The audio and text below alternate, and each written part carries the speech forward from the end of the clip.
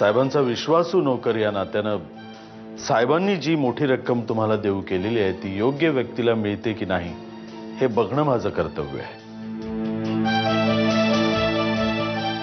आणि म्हणूनच तुम्हाला काही प्रश्न विचारून मला माझ्या शंकेचं निरसन करणं गरजेचं वाटतं.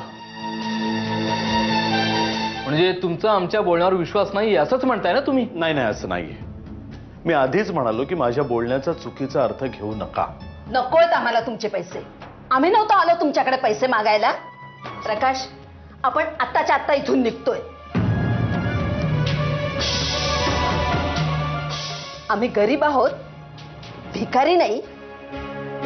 चल बॅग भर. अहो, माझ्या बोलण्याचा चुकीचा समज करून घेतला त्यांनी. का? काय म्हणतात ते? त्यांना वाटतंय की आपला त्यांच्यावर विश्वास नाहीये. नाही भाऊजी, नाही, असं होता कामा नये. ते ते तसेच गेले तर नाही. भाऊजी, तुम्ही त्यांना थांबवा. बघतो मी पुन्हा एकदा बोलतो त्यांच्याशी. ठीक आहे.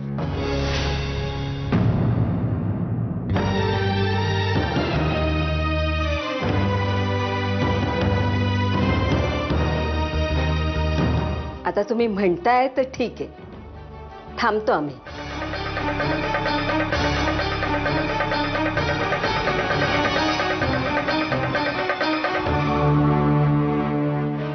पण आम्हाला उलट सुलट प्रश्न विचारून कोणी त्रास देणार असेल तर आम्ही ते सहन करणार नाही.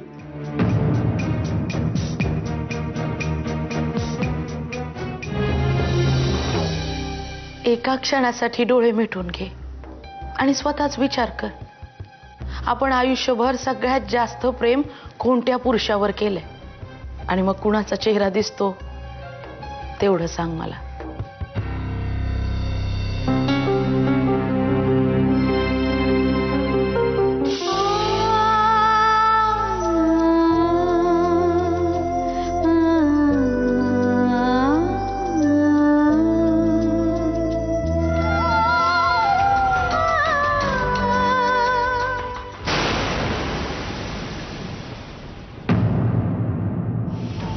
विभास, मी मुक्ता, तुझी बायको. तुमचा काहीतरी गैरसमज होतोय. तू विसरलास का मला? अरे तू विभास आहेस. काय बोलताय तुम्ही? म्या तुमचा विभास नव,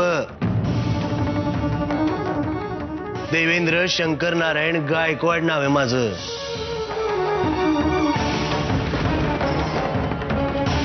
रेवती तिथे काय करत होती?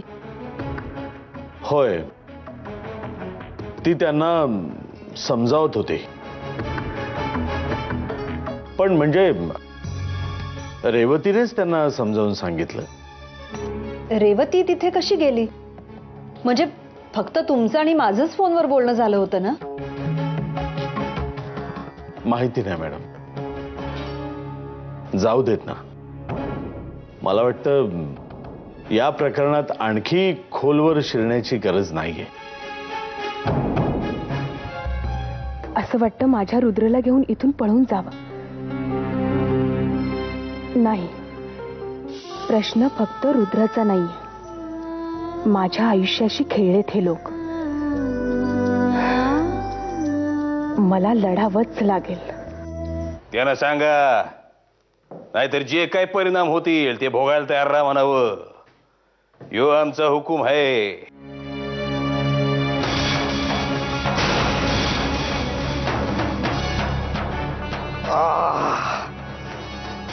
मेलो मेलो आम्ही.